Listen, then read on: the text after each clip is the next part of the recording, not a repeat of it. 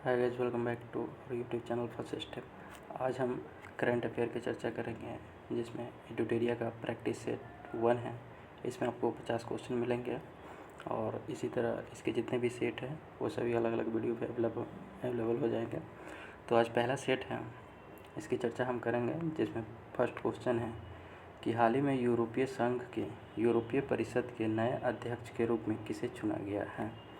यूरोपीय संघ के यूरोपीय परिषद के नए अध्यक्ष कौन बने हैं, तो वो है एंटोनियो कोस्टा, जो कि ऑप्शन नंबर बी में हमारा राइट आंसर हो जाएगा। अगला क्वेश्चन है, हाल ही में अचानक आई बाढ़ के कारण खबरों में रहा न्योमा चुशुल क्षेत्र किस राज्य या केंद्र शासित प्रदेश में स्थित है। क्या है, न्योमा चुशुल, ठीक है ना। यह किस राज्य या केंद्र शासित प्रदेश में है, तो वो इसका राइट आंसर हो जाएगा लद्दाख, ऑप्शन नंबर सी में है। अगला क्वेश्चन है कि चौथी बिम्स्टेक सुरक्षा प्रमुखों की बैठक के संबंध में निम्न कथनों पर विचार करें। पहला कथन है कि यह म्यांमार के नैपिडो में आयोजित किया गया था। दूसरा कथन है भारत का प्रतिनिधित्व रक्षा सचिव गिरिधर अरमाने ने किया था। तो यहाँ पे हमारा जो है कथन 1 सही हो जाएगा और कथन 2 जो है वह गलत हो जाएगा। इस हिसाब से हमारा ऑप्शन ए केवल कथन 1 सही है। इसका जो है म्यांमार के नैपिडो में आयोजित किया गया था चौथा बिम्स्टेक सुरक्षा प्रमुख की बैठक, लेकिन इसका प्रतिनिधित्व जो है रक्षा सचिव गिरिधर अरमाने ने नहीं किया था। अगला क्वेश्चन है कि 27 जुलाई से 9 अगस्त 2024 के बीच आयोजित अभ्यास खान क्वेस्ट, कौन सा अभ्यास है, खान क्वेस्ट के संबंध में कथन पर विचार करें। चलिए देखते, पहला कथन है कि यह भारत और मंगोलिया के बीच द्विपक्षीय सैन्य अभ्यास है, भारत और मंगोलिया के बीच। दूसरा कथन है यह मंगोलिया की राजधानी उलान बटोर में आयोजित किया गया था। तो यहाँ पे जो है सिर्फ कथन 2 सही है, ठीक है ना। इसका आयोजन अभ्यास खान क्वेस्ट का आयोजन मंगोलिया की राजधानी उलान बटोर में किया गया था, तो इस हिसाब से केवल 2 सही होंगे, पहला कथन गलत है हमारा। आगे बढ़ेंगे, हाल ही में कौन सा देश अपने संपूर्ण जीव जंतुओं की चेकलिस्ट तैयार करने वाला विश्व का पहला देश बन गया है। कौन सा देश अपने संपूर्ण जीव जंतु की चेकलिस्ट तैयार करने वाला विश्व का पहला देश बन गया है, तो वो हो जाएगा भारत, ऑप्शन नंबर बी में है। ये अपने संपूर्ण जीव जंतुओं की चेकलिस्ट तैयार करने वाला विश्व का पहला देश बन गया है।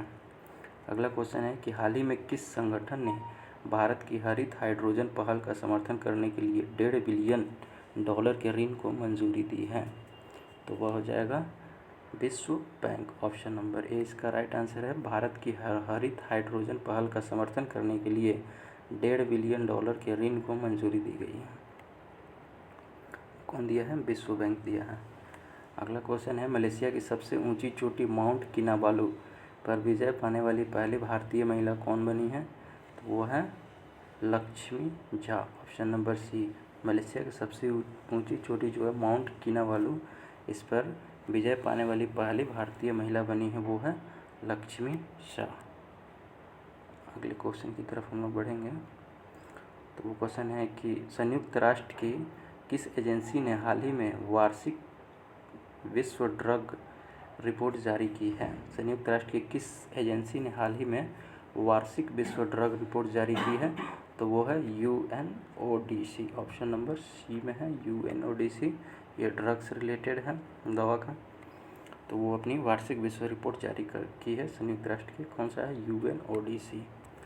आगे बढ़ेंगे हम लोग, इसमें मिलान है, राज्य है और उसके राज्यपाल का मिलान दिया गया है कि अभी वर्तमान में कौन है। तो चलिए देखते हैं कि तेलंगाना के राज्यपाल जो हैं अभी कौन से नियुक्त हुए हैं, तो वो है जिष्णुदेव वर्मा, ऑप्शन नंबर 2 में है जिष्णुदेव वर्मा, ऑप्शन नंबर 2 में है। फिर सिक्किम के राज्यपाल कौन बने हैं, तो वह है ओम प्रकाश माथुर। झारखंड के राज्यपाल को कहाँ, तो ये संतोष कुमार गंगवार जो है ये झारखंड के राज्यपाल बने हैं। फिर छत्तीसगढ़ के राज्यपाल रमन ढीका जो है, इसको याद करने का टेक्निक बहुत अच्छा है कि रमन सिंह यहाँ के मुख्यमंत्री थे और वहीं रमन से रिलेटेड यहाँ राज्यपाल बना है, तो इसका ऑप्शन देख लीजिए आप, क्या है ऑप्शन में इसका मैचिंग, इस हिसाब से इसका मैचिंग हो जाएगा ऑप्शन नंबर बी, इसका राइट आंसर हो जाएगा, जो मैचिंग की है वो। आगे बढ़ेंगे। भारत मंगोलिया संयुक्त सैन्य अभ्यास नॉर्डिक एलिफेंट का 16वां संस्करण कहाँ आयोजित किया गया है? भारत और मंगोलिया के बीच जो संयुक्त सैन्य अभ्यास होता है नॉर्डिक एलिफेंट, उसका 16वां संस्करण कहाँ आयोजित किया गया है? तो ये हो जाएगा उमराई, मेघालय में। मेघालय में उमराई एक जगह है, वहाँ पे भारत और मंगोलिया के बीच नॉर्डिक एलिफेंट अभ्यास जो है उसका 16वां संस्करण आयोजित किया गया है। अगला क्वेश्चन है कि जुलाई 2024 में आइडियाज़ फॉर लाइफ पहल, जुलाई 2024 में आइडियाज़ फॉर लाइफ पहल किसने शुरू की है? तो ये है केंद्रीय पर्यावरण एवं जलवायु परिवर्तन मंत्री भूपेंद्र यादव ने शुरू की थी। ऑप्शन नंबर ए यहाँ राइट आंसर हो जाएगा। क्या आइडिया फॉर लाइफ पहल शुरू किया गया है पर्यावरण एवं जलवायु परिवर्तन मंत्री भूपेंद्र यादव के द्वारा। अगला क्वेश्चन है कि भारतीय अंतरिक्ष अनुसंधान संगठन का दूसरा स्पेस पोर्ट कहाँ स्थापित किया जाएगा? भारतीय अंतरिक्ष अनुसंधान संगठन यानी इसरो का दूसरा स्पेस पोर्ट कहाँ स्थापित किया जाएगा? तो ये हो जाएगा तमिलनाडु में होगा। दूसरा स्पेस सेंटर जो है, स्पेस पोर्ट जो है इसरो का, तमिलनाडु में स्थापित किया जाएगा। अगला क्वेश्चन है कि हाल ही में किस सरकारी एजेंसी ने संपूर्णता अभियान शुरू किया है? हाल ही में किस सरकारी एजेंसी ने संपूर्णता अभियान शुरू किया है? तो वो हो जाएगा नीति आयोग ने। नीति आयोग, यहाँ पे नीति आयोग का फुल फॉर्म बहुत इंपॉर्टेंट है, आप लोग कमेंट करके इसको बताइएगा। अगला क्वेश्चन है कि हाल ही में समाचारों में चर्चित जंक डीएनए क्या है? हाल ही में समाचारों में चर्चित जंक डीएनए क्या है? तो वह है डीएनए के गैर कोडिंग क्षेत्र, वो ऑप्शन नंबर बी में है हमारा। जंक डीएनए जो है वो डीएनए के गैर कोडिंग क्षेत्र में आता है, इस हिसाब से हमारा ऑप्शन बी सही हो जाएगा। अगला क्वेश्चन है कि हाल ही में प्लास्टिक रिसाइकलिंग और स्थिरता पर वैश्विक सम्मेलन GCPRS का उद्घाटन कहाँ किया गया है? प्लास्टिक रिसाइकलिंग और स्थिरता पर वैश्विक सम्मेलन का उद्घाटन नई दिल्ली में किया गया है। अगला क्वेश्चन है कि नेपाल में नई सरकार के गठन के संबंध में कथन पर विचार करें। चलिए देखते हैं, नेपाल में अभी सरकार का बहुत उठापटक हुआ है, उससे रिलेटेड क्वेश्चन है। पहला कथन है कि KP शर्मा ओली को दूसरी बार नेपाल का प्रधानमंत्री नियुक्त किया गया है। दूसरा कथन है कि नई सरकार नेपाल की कम्युनिस्ट पार्टी, एकीकृत मार्क्सवादी लेनिनवादी और नेपाली कांग्रेस का गठबंधन है। तीसरा कथन है कि नई सरकार का गठन प्रतिनिधि सभा में पुष्पकमल दहल प्रचंड द्वारा विश्वास मत हारने के बाद हुआ है। तो इसमें जो है पहला कथन गलत हो जाएगा हमारा कि KP शर्मा ओली को दूसरी बार नेपाल का प्रधानमंत्री नियुक्त किया, ये गलत है। बाकी दूसरा और तीसरा कथन जो है वो सही है, यानी कि नई सरकार नेपाल की कम्युनिस्ट पार्टी, एकीकृत मार्क्सवादी लेनिनवादी और नेपाली कांग्रेस का गठबंधन है, बिल्कुल सही है। तीसरा कथन है कि नई सरकार का गठन प्रतिनिधि सभा में पुष्पकमल दहल प्रचंड द्वारा विश्वास मत हारने के बाद हुआ, ये भी सही है। ठीक, तो इस हिसाब से हमारा ऑप्शन नंबर बी सही हो जाएगा, जिसमें केवल 2 और 3 कथन सही दिए हैं। अगला क्वेश्चन है कि इकोनॉमिस्ट इंटेलिजेंस यूनिट द्वारा 2023 के लिए दुनिया में रहने के लिए सबसे अच्छी जगह किस शहर को घोषित किया गया है? इकोनॉमिस्ट इंटेलिजेंस यूनिट द्वारा 2023 के लिए दुनिया में रहने के लिए सबसे अच्छी जगह किस शहर को घोषित किया गया है? तो वो हो जाएगा वियना। वियना किसकी राजधानी है? ऑस्ट्रिया की राजधानी है वियना। इसको सबसे अच्छी जगह घोषित किया गया रहने के लिए। अगला क्वेश्चन है कि 18 जुलाई 2024 तक भारतीय सेना और मंगोलिया सेना के बीच नॉर्डिक एलिफेंट, ये एक संयुक्त सैन्य अभ्यास है, नॉर्डिक एलिफेंट के कितने संस्करण आयोजित किए जा चुके हैं अभी तक, ये पूछ रहा है। तो ये अभी एक क्वेश्चन में देखें, इसका 16वां संस्करण वहाँ दिया गया था। तो अभी 16वां संस्करण कहाँ हुआ था? ये मेघालय में हुआ। तो यहाँ पे क्या पूछ रहा है? संस्करण सिर्फ पूछ रहा है, तो इस हिसाब से ऑप्शन सी सही हो जाएगा। अगला क्वेश्चन है किस देश ने दुनिया का पहला होलोग्राफी 3D तकनीक युक्त बैंक नोट लॉन्च किया है? किस देश ने दुनिया का पहला होलोग्राफी 3D तकनीक युक्त बैंक नोट लॉन्च किया है? तो वो हो जाएगा जापान। जापान ने दुनिया का पहला होलोग्राफी 3D तकनीक युक्त बैंक नोट लॉन्च किया है। अगला क्वेश्चन है कि कहाँ पर दुनिया की सबसे पुरानी ज्ञात गुफा की खोज हुई है। कहाँ पर दुनिया की सबसे पुरानी ज्ञात गुफा की खोज हुई है, तो यह है इंडोनेशिया के सुलावेसी द्वीप पर।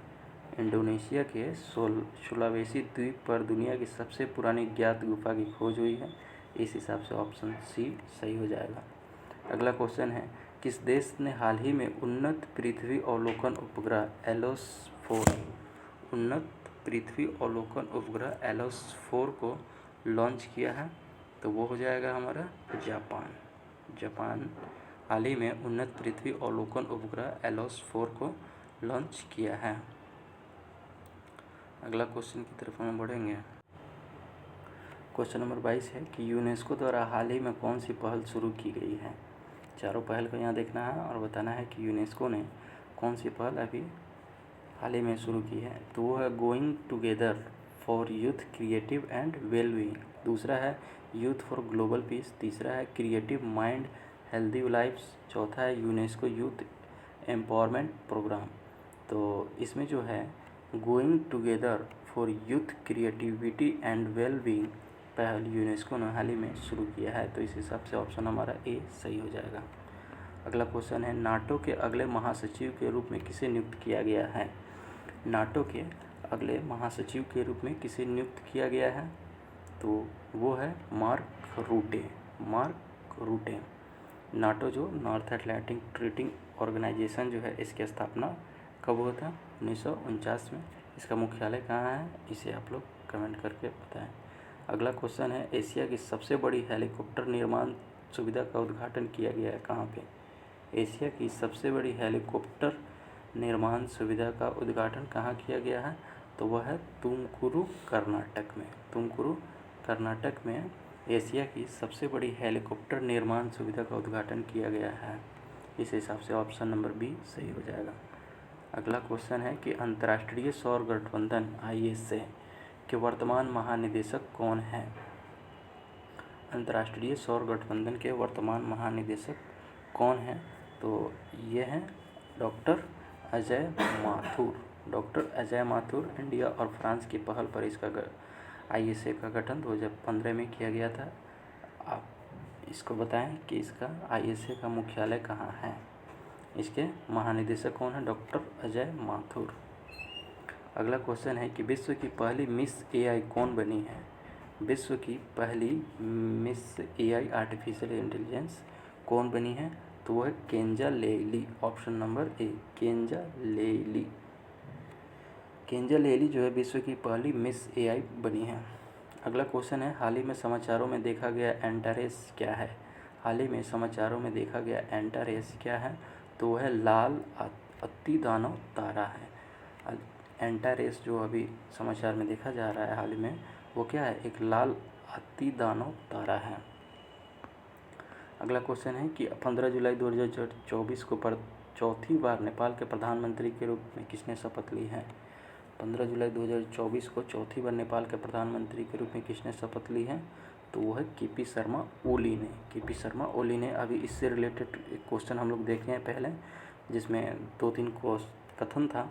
तो उसमें एक कथन KP शर्मा ओली को लेकर के गलत था। क्या था कि KP शर्मा ओली ने दूसरी बार नेपाल के प्रधानमंत्री के रूप में शपथ ली है, तो गलत है, वो चौथी बार लिए हैं। याद रखिएगा, चौथी बार KP शर्मा ओली शपथ लिए हैं, जब पुष्प कमल दहल प्रचंड जो है अपना विश्वास मत खो दिए हैं तब। अगला क्वेश्चन है हाल ही में जुलाई 2024 में विश्व में किस देश ने समलैंगिकता को क्या है अपराध घोषित करने के लिए, कहाँ कट जा रहा है भाई, हाल ही में जुलाई 2024 में किस देश ने समलैंगिकता को अपराध घोषित करने वाला एक मसौदा कानून अपनाया है, तो वो है Burkina Faso. Option number C इसका राइट आंसर हो जाएगा।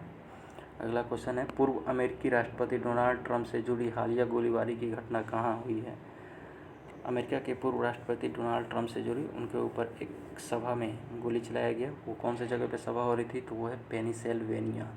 ऑप्शन नंबर सी, पेनिसिल्वेनिया में अमेरिका के पूर्व राष्ट्रपति डोनाल्ड ट्रंप एक सभा को संबोधित कर रहे थे, उसी के दौरान उन पर गोलीबारी हुई थी। अगला है, हाल ही में कौन सा देश पशुधन उत्सर्जन कार्बन कर लगाने वाला दुनिया का पहला देश बना है? हाल ही में कौन सा देश पशुधन उत्सर्जन कार्बन कर लगाने वाला दुनिया का पहला देश बना है? तो वो है डेनमार्क। ऑप्शन नंबर सी इसका राइट आंसर हो जाएगा। डेनमार्क जो है पशुधन उत्सर्जन कार्बन कर लगाने वाला दुनिया का पहला देश बना है।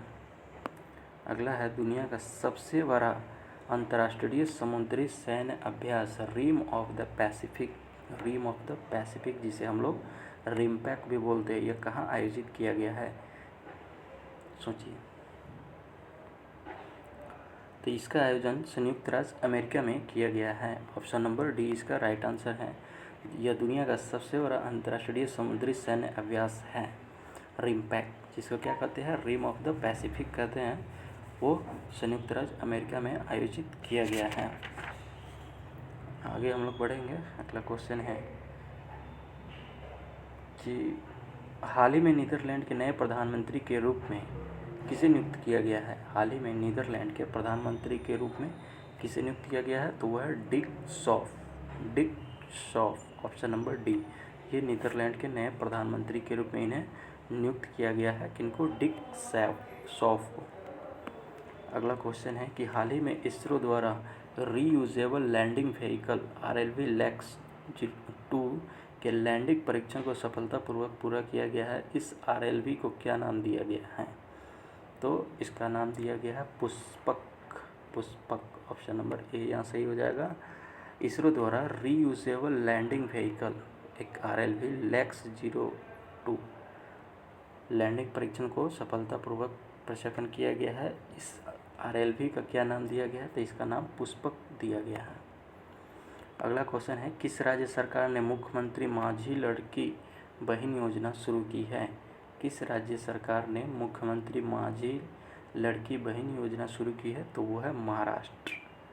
ऑप्शन नंबर 20 का राइट आंसर हो जाएगा। मुख्यमंत्री माझी लड़की बहन योजना शुरू की है महाराष्ट्र ने। अगला क्वेश्चन है, भारत ने कितने साल बाद ICC विश्व कप खिताब जीता है? भारत ने कितने साल बाद ICC विश्व कप खिताब जीता है? तो वो है 13 साल बाद। 13 साल बाद भारत ने ICC विश्व कप खिताब जीता है।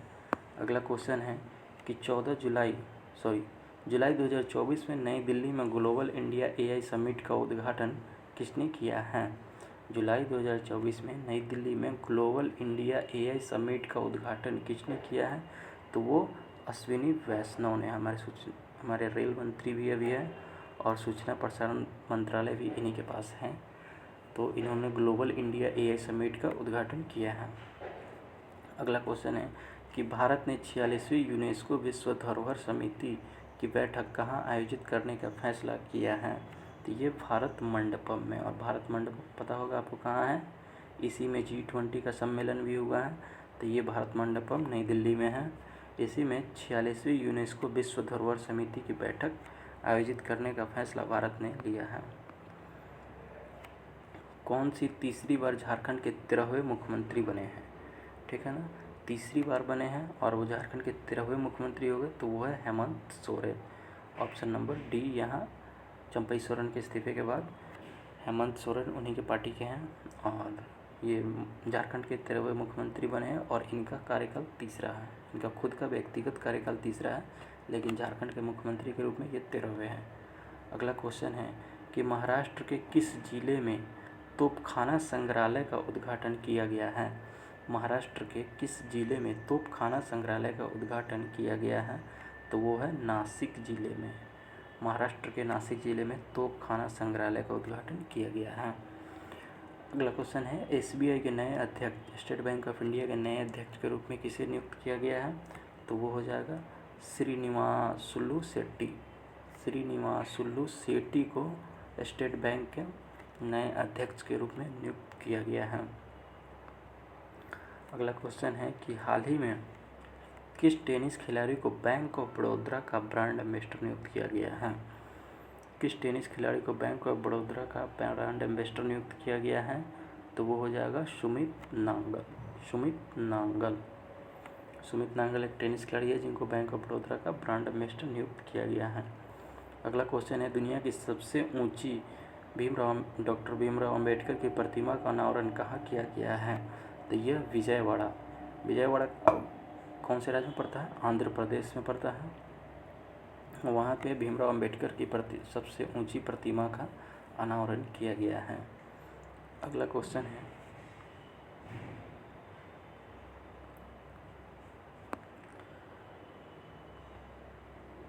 है, कि किसकी जीवनी स्वर स्वामिनी आशा नाम से एक जीवनी लिखा गया है, वो हाल ही में मुंबई में विमोचन हुआ है? तो वह है आशा भोसले की जीवनी पे एक पुस्तक लिखी गई है जिनका नाम रखा गया स्वर स्वामिनी आशा। यह नाम में ही छुपा हुआ है आशा, ठीक है ना, तो इससे हम लोग पकड़ लेंगे। आशा भोसले की जीवनी है ये, जिसका विमोचन मुंबई में किया गया है। अगला क्वेश्चन है, भारत के पहले AI आर्टिफिशियल इंटेलिजेंस विश्वविद्यालय का कुलपति किसे नियुक्त किया गया है? तो वो है साइमन मॉक। भारत के पहले AI विश्वविद्यालय का कुलपति किसे नियुक्त किया गया है? आप लोग यहाँ कमेंट करके बताइएगा कि कहाँ पे है ये। अगला क्वेश्चन है कि पेंशन विभाग ने हाल ही में सरकारी सेवानिवृत्त लोगों के लिए एक ऑनलाइन पोर्टल लॉन्च किया है। पोर्टल का नाम क्या है? तो वो पोर्टल है भविष्य पोर्टल। पेंशन विभाग ने हाल ही में सरकारी सेवानिवृत्त लोगों के लिए एक ऑनलाइन पोर्टल लॉन्च किया, उसका नाम रखा गया है भविष्य पोर्टल। अगला क्वेश्चन है कि प्लास्टिक